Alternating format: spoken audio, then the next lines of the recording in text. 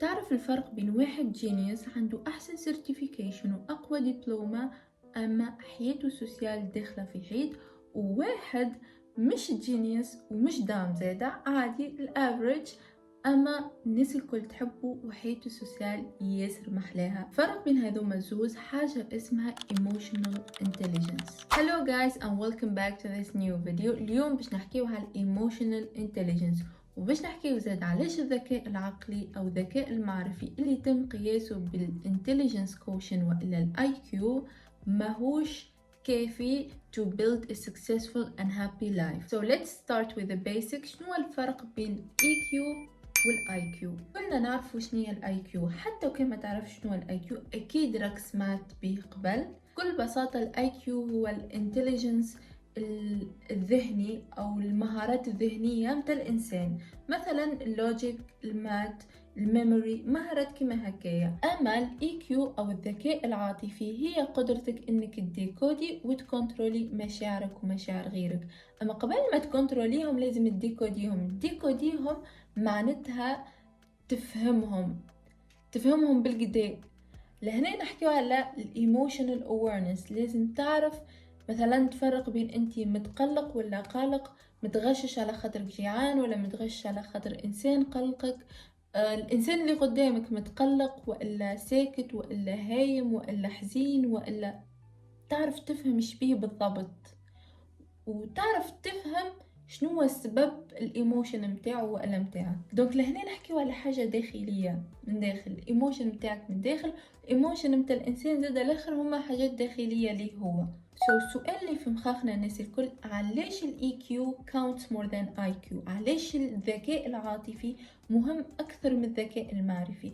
باش نفسرها لكم باكزامبل بسيط. الاي كيو هو اللي باش يخليك تدخل الخدمة معينة، تاخد بوزيشن معينة.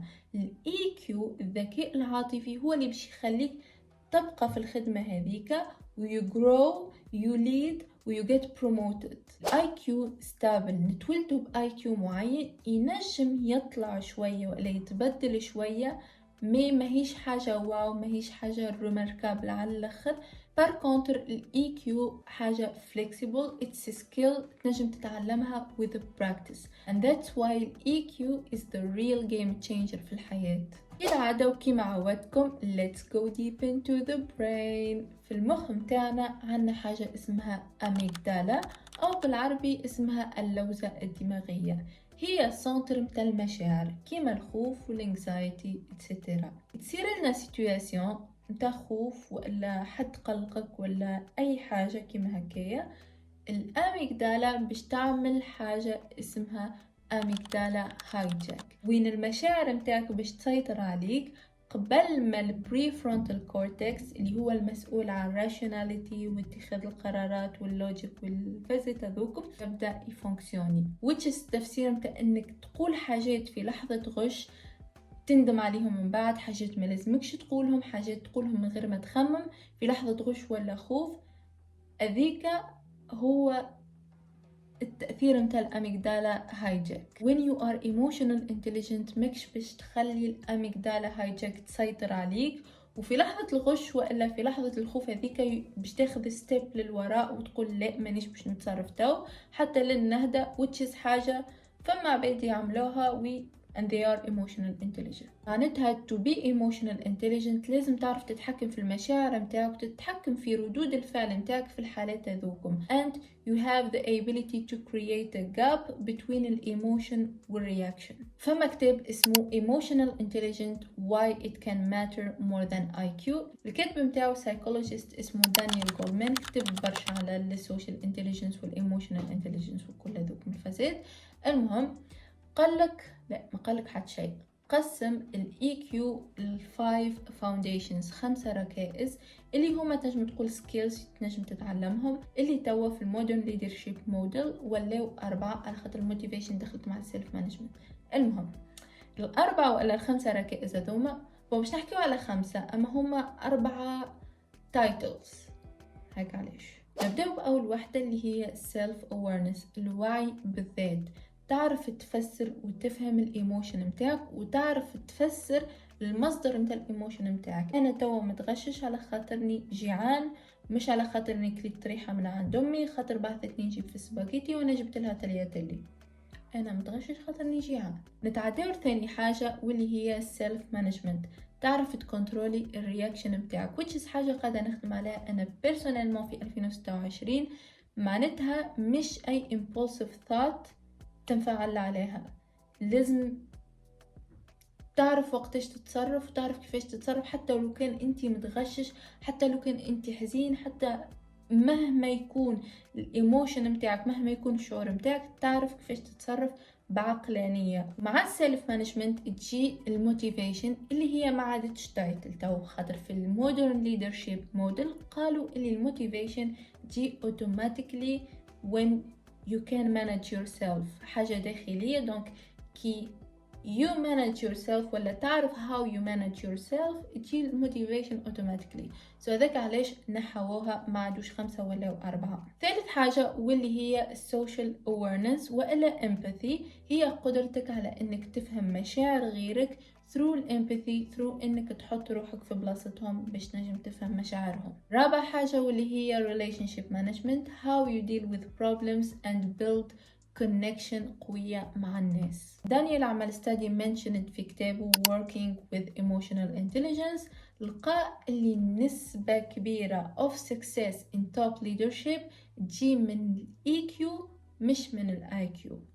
for instance نجم انت تكون احسن engineer في العالم، ميكانيك ما تعرفش how you communicate with your team، ما تعرفش how you understand the feeling متاع your team، ما تعرفش how you كنترول الرياكشنز متاعك كي واحد يغشك ولا كي تصير حاجة unexpected ولا ما نعرفش في اي situation، ما تعرفش كنترولي الرياكشن متاعك وما تعرفش تكنترولي ستريس، راك you're gonna stay stuck وماكش باش تقدم. الحاجة الباهية في الاي كيو كما قلت لكم هي فليكسيبل، هي تخليك تكون فليكسيبل وهي زادة فليكسيبل، تنجم تتولد بها كما تنجم تكتسبها with practice. وتوا باش نعطيكم احسن طرق كيفاش تقوي الايموشنال انتليجنس متاعك. اول حاجه تنجم تعملها اللي هي you adopt the 6 second rule، اللي هي كي تصير لك حاجه ولا تتغشش ولا تتقلق ومضطر انك تعطي ردة فعل في اللحظة هذيك، استنى 6 ثواني ولا حتى 10 ثواني قبل ما تعطي ردة الفعل،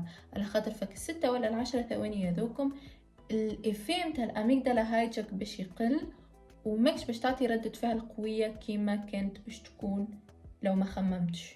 أنا personally كي نتغشش ننسى حاجة اسمها emotional intelligence، ننسى حاجة اسمها rule 6 second rule، ننسى حاجة اسمها 6 second، نتغشش سيبون نعطي ردة فعلي في الوقت هذاك which is حاجة ماهيش باهية. هي الحاجة اللي قاعدة نسنس في روحي عليها صراحة. حسب استنتاجاتي وحسب ستاديز اللي أنا شخصيا عملتهم، استنتجت اللي الرياكشنز متاعنا في الحالات هذوكم ناتجة من اللايف ستايل متاعنا، على خاطرنا نعملوا كل شيء بزربة، كل شيء نعملوه بتعصب، دونك باش تحس روحك ياسر اوكي اعصابك شادة، دونك باش تجيك اي فرصة باش تخليك تطلع الانرجي اللي فيك باش تعطي رياكشن ماهيش مدروسة جملة. علاش بالرسمي علاش نعيشوا في حياة ما نعرفش كان الناس الكل كيفي ولا انا بيزار، علاش كي نحكوا سنينة ما نحكوهاش هكا، علاش نحكوها هكا؟